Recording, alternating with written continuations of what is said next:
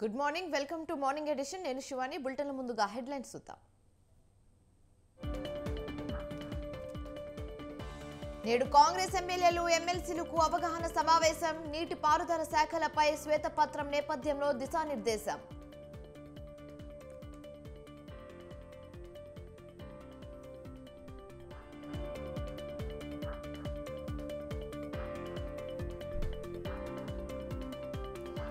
ఏపీలో 3 దశల్లో పవన్ ఎన్నికల ప్రచారం ఈ నెల 14 నుంచి ఉభయ గోదావరి జిల్లాలో పర్యటన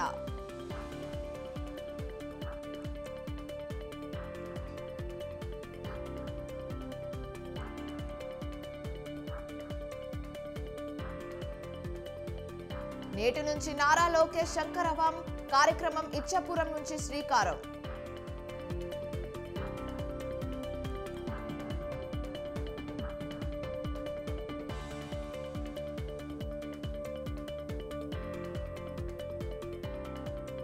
నేడు విశాఖకు ఏపీ ఎన్నికల ప్రధాన అధికారి రాజకీయ పార్టీల నేతలతో సీఈఓ మీనా సమావేశం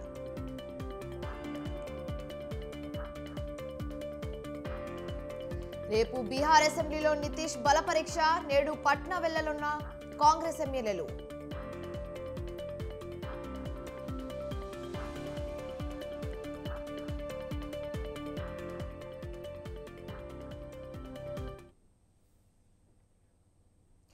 ముఖ్యమంత్రి రేవంత్ రెడ్డి అధ్యక్షతన అసెంబ్లీలో సీఎల్పీ సమావేశం జరగనుంది. ఈ 12న ఇరిగేషన్ పై ప్రభుత్వం శ్వేతపత్రం విడుదల చేయనున్న నేపథ్యంలో చర్చలో అనుసరించాల్సిన వ్యూహంపై పార్టీ ఎమ్మెల్యేలకు దిశానిర్దేశం చేయనున్నారు. అయితే పార్లమెంట్ స్థానాలకు అభ్యర్థుల ఎంపికపైన చర్చించినట్లు సమాచారం అందుతుంది. మరోవైపు శాసనసభలో ఉన్న 119 మంది ఎమ్మెల్యేలతో పాటు శాసన మండలిలో ఉన్న 40 మంది సభ్యులు ప్రాజెక్టు సందర్శనకు రావాలని సీఎం రేవంత్ రెడ్డి అసెంబ్లీ వేదికగా ఆహ్వానించారు. అయితే ఈ నేపథ్యంలో ఈ నెల 12న ఉదయం 10 గంటలకు శాసనసభ నుంచి ప్రాజెక్టుకు వెళ్లేందుకు ప్రభుత్వం అన్ని ఏర్పాట్లు చేస్తుంది.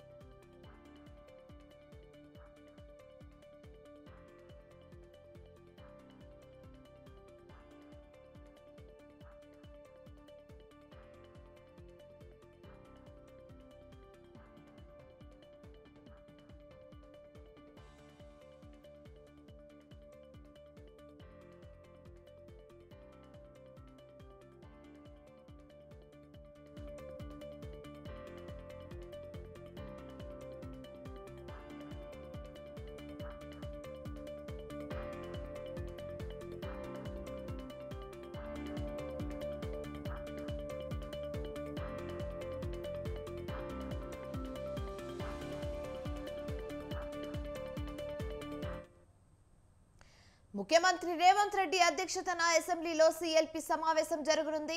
12న ఇరిగేషన్ పై ప్రభుత్వం శ్వేతపత్రం విడుదల చేయనున్న నేపథ్యంలో చర్చలో అనుసరించాల్సిన వ్యూహంపై పార్టీ ఎమ్మెల్యేలకు దిశానిర్దేశం చేయనున్నారు. అయితే పార్లమెంటు స్థానాలకు అభ్యర్థుల ఎంపికపైన చర్చించినట్లు సమాచారం అందుతుంది. మరోవైపు శాసనసభలో ఉన్న 119 మంది ఎమ్మెల్యేలతో పాటు శాసన మండలిలో ఉన్న 40 మంది సభ్యులు ప్రాజెక్టు సందర్శనకు రావాలని సీఎం రేవంత్ రెడ్డి అసెంబ్లీ వేదికగా ఆహ్వానించారు. అయితే ఇదే నేపథ్యంలో ఈ నెల 13న ఉదయం 10 గంటలకు శాసనసభ నుంచి ప్రాజెక్టుకు వెళ్లేందుకు ప్రభుత్వం అన్ని ఏర్పాట్లు చేస్తుంది.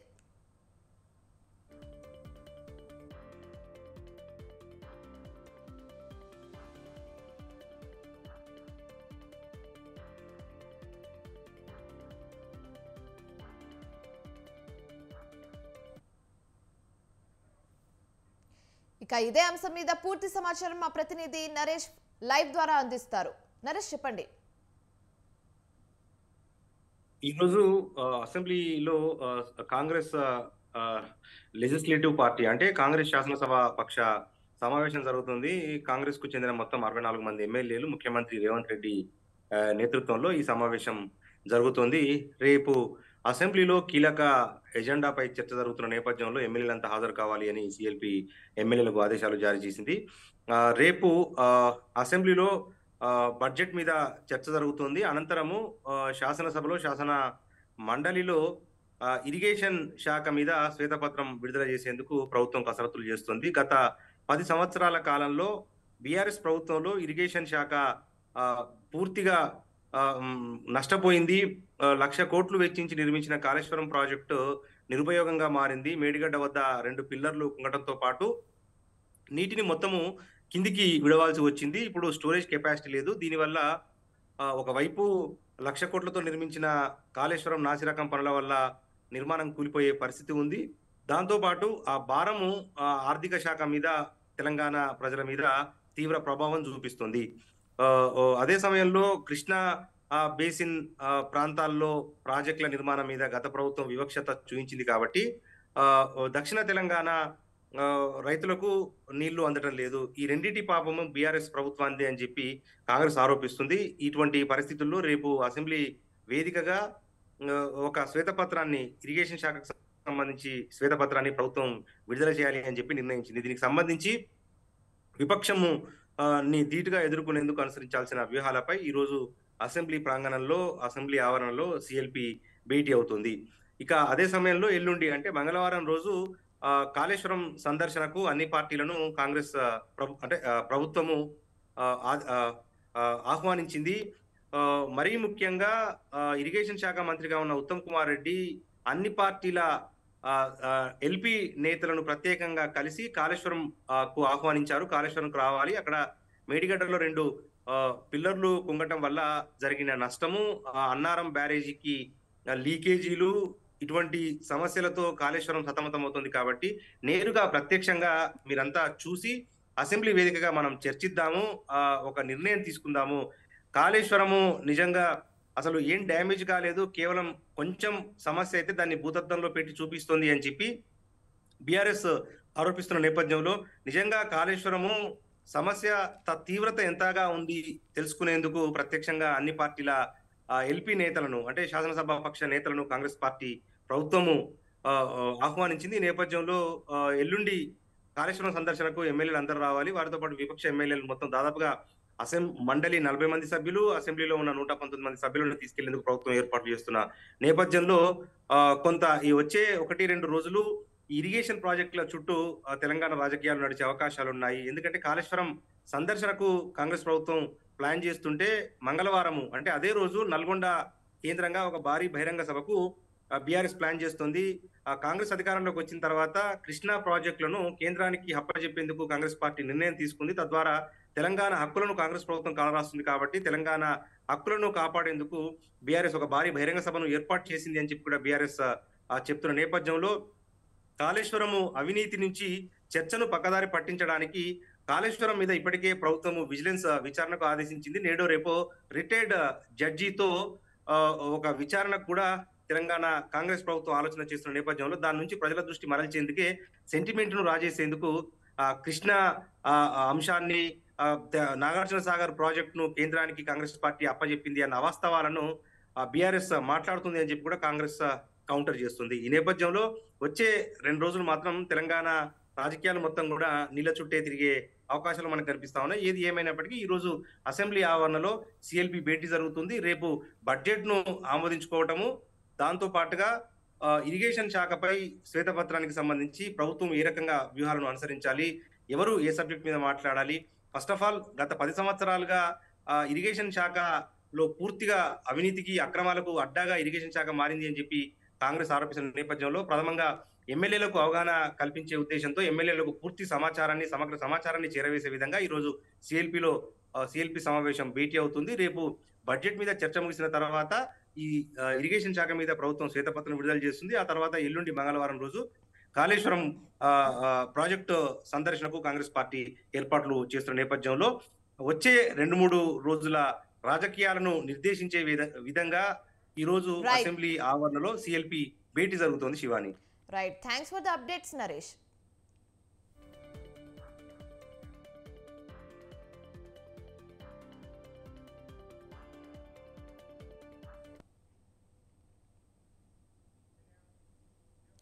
టీడీపీ టీడీపీ జాతీయ ప్రధాన కార్యదర్శి నారా లోకేష్ చేపడుతున్న శంఖారావం కార్యక్రమం నేటి నుంచి ప్రారంభం కానుంది. శ్రీకాకుళం జిల్లా ఇచ్చాపురంలో శంఖారావం కార్యక్రమానికి శ్రీకారం చుట్టనున్నారు. వైసీపీ ప్రభుత్వం అమలు చేస్తున్న ప్రజా వ్యతిరేక విధానాలకు వ్యతిరేకంగా శంఖారావం కార్యక్రమానికి లోకేష్ చేపడుతున్నారు. అయితే ఉదయం 10:30 ఇచ్చాపురంలోని సురం గిరాజా మైదానంలో సభ నిర్వహించనున్నారు. రోజుకు 3 నియోజకవర్గాల చొప్పున అన్ని నియోజకవర్గ కేంద్రాల్లో సభలు నిర్వహించనున్నారు. అయితే ఎన్నికలు సమీపిస్తుండటంతో ఇవాల్టి నుంచి 40 రోజుల పాటు రాష్ట్ర వ్యాప్తంగా 120 నియోజకవర్గాలలో శంఖారావం పేరుతో సభలు నిర్వహించనున్నారు. అయితే ఈ నెల 21 వరకు ఉత్తరాంధ్రలోని అన్ని నియోజకవర్గాలలో సభలు నిర్వహిస్తారు.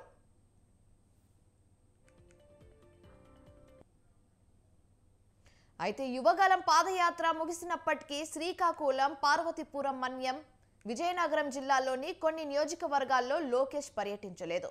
అయితే ఈ నేపథ్యంలో యువగలంలో కవర్ కాని నియోజకవర్గాల్లో లోకేష్ శంఖారావం నిర్వహిస్తున్నారు.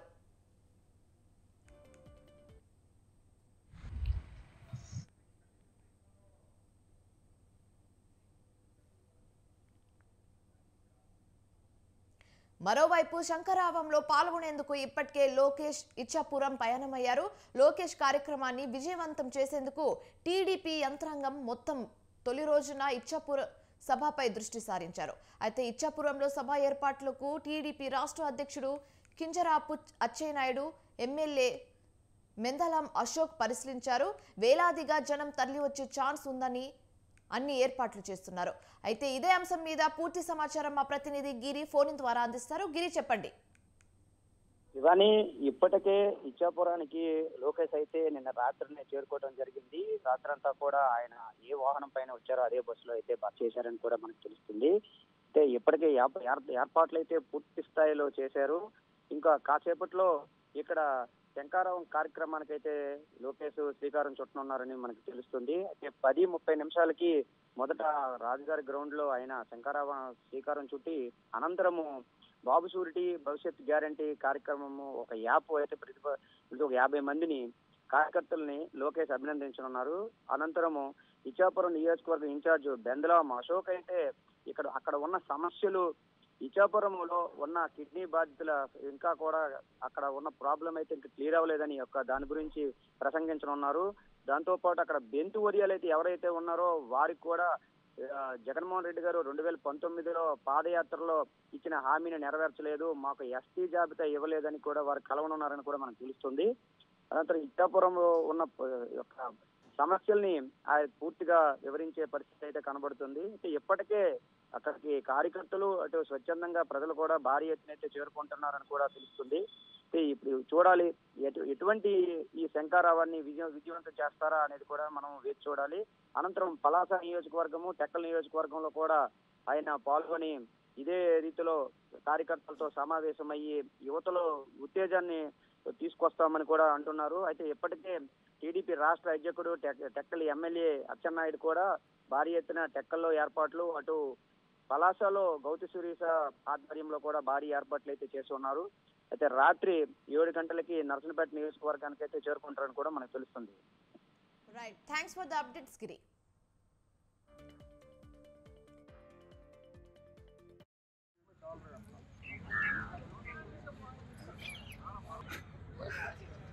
ఇప్పుడు అలాగ అవ్వకూడదు నాది అన్న అర్థమైన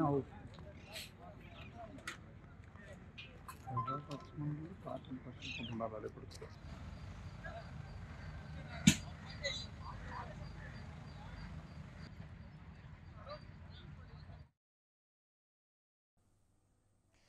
జనసేన అధినేత పవన్ కళ్యాణ్ ఢిల్లీకి వెళ్లే ఛాన్స్ ఉందని చెప్తున్నారు. పొత్తులపై చర్చల కోసం జనసేనను బీజేపీ అగ్రనాయకత్వం పిలిచే అవకాశం ఉంది. ఢిల్లీలో బీజేపీ జనసేనలు పొత్తులపై చర్చ జరిగే అవకాశం ఉన్నట్లు తెలుస్తుంది. అయితే పోటీ చేసే లోక్సభ, అసెంబ్లీ స్థానాల సంఖ్యపై బీజేపీ, జనసేన పార్టీలు ఓ అవగాహనకు రానున్నాయి. అయితే టీడీపీతో పొత్తుల అంశంపై కూడా బీజేపీ, జనసేన నేతలు చర్చించనున్నారని సమాచారం అందుతుంది. మరోవైపు పవన్ కళ్యాణ్ ఢిల్లీకి వెళ్లే అవకాశం ఉంది. పొత్తులపై మాత్రం కాకుండా భవిష్యత్తులో ఆంధ్రప్రదేశ్ రాజకీయాల్లో ఎలా వ్యవహరించాలన్న దానిపై, ఏ స్థానాల్లో పోటీ చేయాలన్న దానిపై కూడా ఈ సమావేశంలో పవన్తో పార్టీ పెద్దలు చర్చించనున్నారని సమాచారం.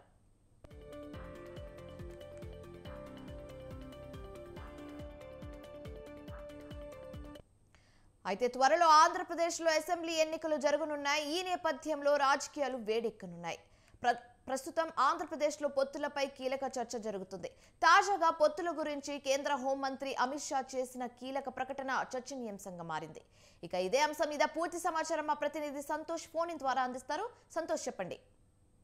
Thank you Shivani. ఏదైతే 2024 ఎన్నికలు సమీపిస్తున్న నేపథ్యంలో ఇటు పొత్తుల విషయంపై కూడా ఒక క్లారిటీ వచ్చే దిశగా కూడా ఇటు రాజకీయ పార్టీ అధినేతలు అయితే కనుక అడుగులు వేస్తా ఉన్నట్టు కూడా తెలుస్తూ ఉంది. ముఖ్యంగా చూసుకున్నట్లయితే కనుక ఆ పార్టీ అధినేతలందరూ కూడా ఢిల్లీ బాట పడతా ఉన్నారు. ప్రస్తుతం ఇప్పటికే టీడీపీ అధినేత చంద్రబాబు నాయుడు సైతం కూడా ఢిల్లీ వెళ్లి ఇటు కేంద్ర పెద్దలతో పాటు ఒక గంట సేపు సైతం కూడా ఇటు చర్చలు కొనసాగించడం కూడా జరిగింది. అనంతరం కూడా ఇటు ఏపీ సీఎం అయినటువంటి జగన్మోహన్ రెడ్డి సైతం కూడా ఇటు ఢిల్లీ పర్యటించారు. అయితే గంటన్నర సేపు కూడా సుదీర్ఘ కాలంగా కూడా చర్చకు వచ్చినట్టు కూడా తెలుస్తా ఉంది. అయితే మరోవైపు చూసుకున్నట్లయితే కనుక ఇక జనసేన అధినేత పవన్ కళ్యాణ్ సైతం కూడా ఢిల్లీ వెళ్లే సూచనలో ఉన్నట్టు కూడా తెలుస్తా ఉంది. ఇప్పటికే ఒక్క వారం రోజుల క్రితమే ఈ ఢిల్లీ పర్యటన అనేది కూడా వెళ్ళవలసి ఉన్నప్పటికీ కూడా వాయిదా పడింది. అయితే ఈ యొక్క చర్చ అనేది కూడా ఏ విధంగా ఉండబోతుంది అన్న దానిపై అయితే కనుక ఒక క్లారిటీ రావాల్సిన ఉన్నట్టు కూడా తెలుస్తుంది. ఇప్పటికే అమిత్ షా సైతం కూడా పొత్తులపై ఒక కీలకమైనటువంటి వ్యాఖ్యలు చేయడం కూడా జరిగింది. అయితే 2024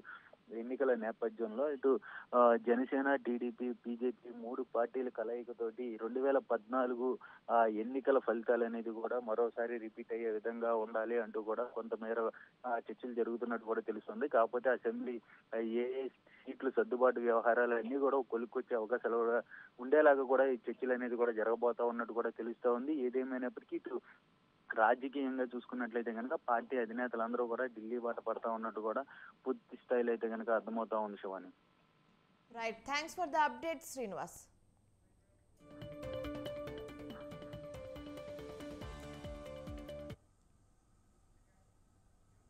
సీఎం జగన్ ఆదేశాల మేరకు వివిధ రీజనల్ కోఆర్డినేటర్లకు పార్లమెంట్ నియోజకవర్గాలు, జిల్లాల బాధ్యతలను వైసీపీ అధిష్టానం అప్పగించింది. ఒంగోలు పార్లమెంట్ ఉమ్మడి నెల్లూరు జిల్లా కోఆర్డినేటర్గా చెవిరెడ్డి భాస్కర్ రెడ్డికి బాధ్యతలు అప్పగించింది. అయితే విజయవాడ నగర పార్టీ అధ్యక్షుడిగా మల్లాది విష్ణువును నియమించింది. గుంటూరు, నరసరావుపేట, బాపట్ల పార్లమెంటు నియోజకవర్గాల రీజనల్ కోఆర్డినేటర్గా విజయసాయిరెడ్డికి బాధ్యతలు అప్పగించింది.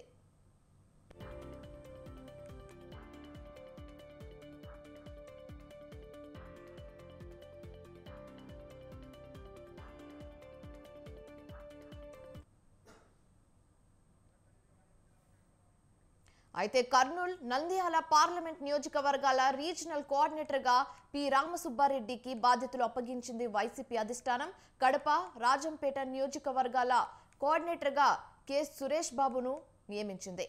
అయితే ఉమ్మడి విశాఖ జిల్లా డిప్యూటీ రీజనల్ కోఆర్డినేటర్గా మంత్రి గుడివాడ అమర్నాథ్కు బాధ్యతలు అప్పగిస్తూ వైసీపీ అధిష్టానం నిర్ణయం తీసుకుంది.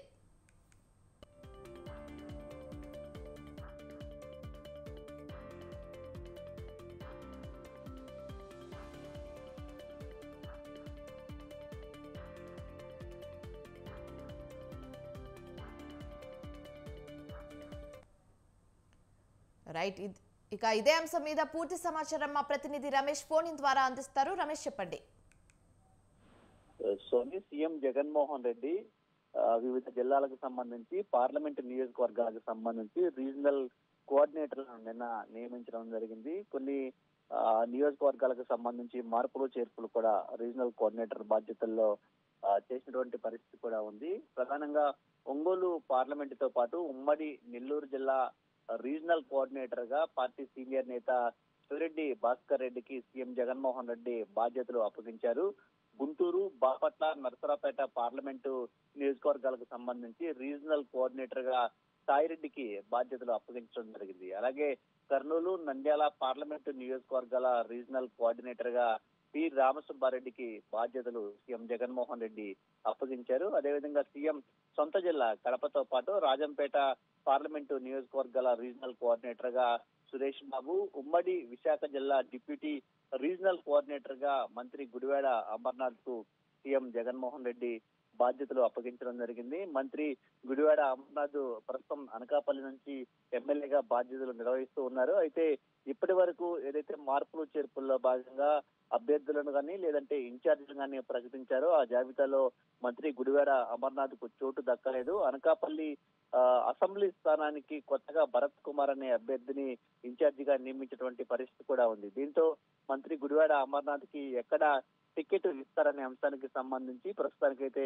క్లారిటీ లేదు. అసలు వచ్చే ఎన్నికల్లో ఆయనకి టికెట్ వస్తుందా లేదా అనే అంశానికి సంబంధించి కూడా ప్రస్తుతానికైతే క్లారిటీ లేదు. ఈ నేపథ్యంలో ఆయనకు విశాఖ జిల్లా రీజనల్ డిప్యూటీ బాధ్యతలు అప్పగించడం అనేది కొంత చర్చనీయాంశంగా మారింది. ఆయనకు టికెట్ వచ్చే అవకాశం లేనటువంటి నేపథ్యంలోనే ఈ బాధ్యతలు అప్పగించారా అనే చర్చ కూడా కొనసాగుతున్న పరిస్థితి కూడా ఉంది. మరోవైపు విజయవాడ నగర వైసీపీ అధ్యక్షుడిగా ప్రస్తుత ఎమ్మెల్యే మల్లాది విష్ణుకు సీఎం జగన్మోహన్ రెడ్డి బాధ్యతలు అప్పగించారు. మల్లాది విష్ణు ప్రస్తుతం విజయవాడ సెంట్రల్ ఎమ్మెల్యేగా ఉన్నారు. అయితే వచ్చే ఎన్నికల్లో మల్లాది విష్ణుకు టికెట్ ఇవ్వకూడదని ఇప్పటికే సీఎం జగన్ నిర్ణయం తీసుకున్నారు. విజయవాడ సెంట్రల్ నియోజకవర్గానికి సంబంధించి మాజీ మంత్రి వెల్లంపల్లి శ్రీనివాస్ కు నియోజకవర్గ ఇన్ఛార్జి బాధ్యతలు కూడా అప్పగించారు. ఈ విషయంలో మల్లాది విష్ణు కొంత అసంతృప్తిగా ఉన్నారు. పార్టీ తీసుకున్నటువంటి నిర్ణయం పైన ఆయన అసంతృప్తి వ్యక్తం చేస్తూ ఉన్నారు. వెల్లంపల్లితో కలిసి పనిచేసేందుకు అయిష్టతగా ఉన్నప్పటికీ పార్టీ ఆదేశానుసారం కొంత అయిష్టంగానే ఆయనతో కలిసి పనిచేస్తున్నటువంటి పరిస్థితి కూడా ఉంది. ఈ నేపథ్యంలోనే మల్లాది విష్ణుని సంతృప్తి పరిచేందుకు ఈ విజయవాడ నగర అధ్యక్ష బాధ్యతలు అప్పగించారని కూడా తెలుస్తుంది. మొత్తంగా చూస్తే మాత్రం పార్టీ ఎన్నికలను దృష్టిలో ఉంచుకొని ఈ రీజనల్ కోఆర్డినేటర్ల నియామకం చేసినట్లయితే తెలుస్తూ ఉంది. Soni, right, thanks for the updates Ramesh. ఇక ఆంధ్రప్రదేశ్ అసెంబ్లీ ఎన్నికల్లో వరుసగా 2 సార్లు ఓటమి చవి చూసిన కాంగ్రెస్ పార్టీ రానున్న ఎన్నికల్లో కొన్ని సీట్లైనా దక్కించుకోవాలని భావిస్తుంది. ఇందుకోసం సర్వశక్తులను ఒడుకుతుంది. పైకి అన్ని నియోజకవర్గాల్లో పోటీ చేస్తామని, అధికారం మాదేనని చెప్తున్నా కనీసం 20 సీట్లైనా సాధించి సత్తా చాటాలని భావిస్తున్నట్లు ప్రచారం సాగుతుంది.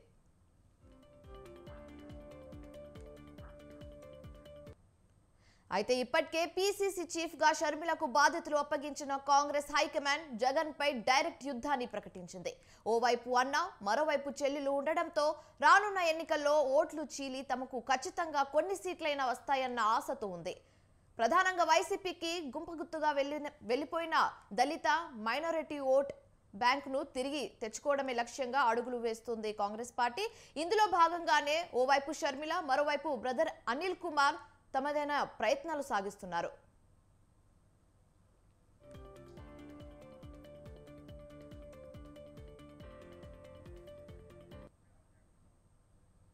మరోవైపు అనుభవజ్ఞులైన కేవీపీకి అసెంబ్లీ అభ్యర్థుల ఎంపిక బాధ్యత అప్పగించింది అధిష్టానం.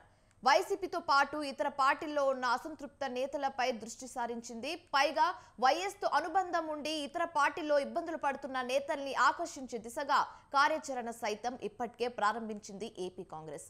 మరోవైపు ఎన్నికల నాటికి ప్రచారాన్ని మరింత ఉధృతంగా చేయాలని భావిస్తుంది. ఇందులో భాగంగా తెలంగాణ సీనియర్ల నేతలను ఉపయోగించుకోవాలని ఆలోచిస్తుంది.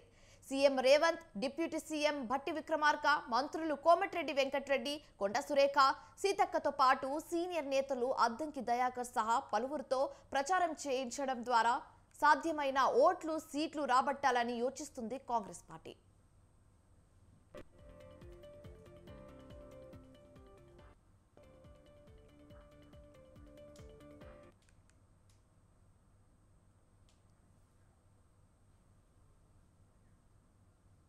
Osmania university college of engineering పూర్వ విద్యార్థుల సమ్మేళనంలో మంత్రి దామోదర్ రాజనరసింహ ముఖ్య అతిథిగా పాల్గొన్నారు. కళాశాలతో తనకున్న అనుబంధాన్ని గుర్తు చేసుకున్నారు. 1983లో సివిల్ ఇంజనీరింగ్ ఇదే కళాశాలలో పూర్తి చేశానన్నారు. అయితే ఈ సందర్భంగా పూర్వ విద్యార్థుల సంఘం సభ్యులు మంత్రి దామోదర్ రాజనరసింహను ఘనంగా సత్కరించారు.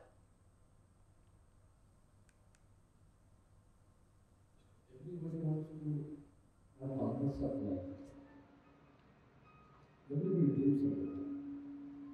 But somewhere you should also have an ideology and a commitment to pay back the society. To pay back to the society. మనం బాధ్యతగా మనం తిరిగి సమాజానికి చెల్లించాలి. You should part of the society where we grow along with the society. అందరూ బాగుండాలి, అందరూ బాగుండాలి అని ఒక ఆలోచన ఓటును డబ్బులకు అమ్ముకోకూడదని, ఒక్క రోజుకు అమ్ముకుంటే 5 సంవత్సరాలు వెనుకపడిపోతామని తెలంగాణ మహిళా కాంగ్రెస్ అధ్యక్షురాలు సీతారావు అన్నారు. రంగారెడ్డి జిల్లా చేవెళ్లలో పార్లమెంట్ నియోజకవర్గం మహిళలతో ఆమె భేటీ అయ్యారు. అయితే వచ్చే ఎన్నికల్లో బీఆర్ఎస్, బీజేపీలు ఓట్ల కోసం డబ్బులు పంచే అవకాశం ఉందని సునీతారావు అన్నారు. 9 ఏళ్లు దోచుకున్న డబ్బులు ఓట్ల కోసం ఖర్చు పెట్టారని దుయ్యపట్టారు. కాంగ్రెస్ పార్టీకి ఓటు వేయించి పార్లమెంట్లో ఎక్కువ సీట్లు గెలిపించేలా ప్రతి కార్యకర్త కృషి చేయాలని సునీతారావు పిలుపునిచ్చారు. మర్డర్లు, మానభంగాలు, ప్రతి సమస్య పైన కొట్లాట. డీజీపీ ఆఫీస్ ముట్టడి చేసిన, సిలిండర్ మీద సబ్సిడీ ఇవ్వమంటే లోపల తీసుకుపోయి ఈడ్ చేసింది మమ్మల్ని. నా ఎన్ని ధర్నాలు చూసిండ్రు మీరు? ఎంతమంది చూసిండ్రు ఇక్కడ నేను చేసిన ధర్నాలు? ఒక రాష్ట్ర మహిళా కాంగ్రెస్ అధ్యక్షురాలుగా గర్వంగా చెప్పుకుంటూ 240 ధర్నాలు చేసిన. ఇది నేను ఒక్కదాన్ని చేసింది కాదు. చిన్న చిన్న పిల్లల రేపులు, మర్డర్లు, మానభంగాలు, ప్రతి సమస్య పైన కొట్లాట. డీజీపీ ఆఫీస్ ముట్టడి చేసిన, సిలిండర్ మీద సబ్సిడీ ఇవ్వమంటే లోపల తీసుకుపోయి ఈడ్ చేసింది మమ్మల్ని. నా ఎన్ని చిత్తూరు జిల్లా నగరిలో వెంచేసి ఉన్న నేత్ర ప్రాదాయిని శ్రీ దేవమ్మ తల్లి కుంభాభిషేక మహోత్సవంలో భాగంగా టీటీడీ తరఫున పట్టు వస్త్రాలను సమర్పించారు మంత్రి రోజా.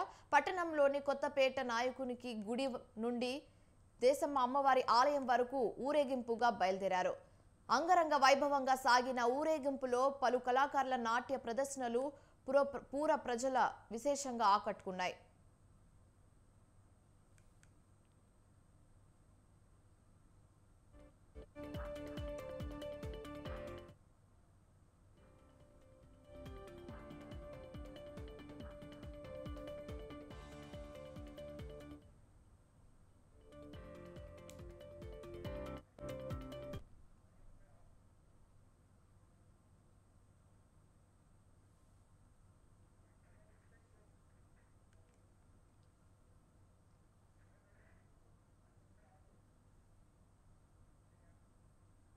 ఇవి ఇప్పుడు వరకున్న updates. For more updates keep watching Swatantra news.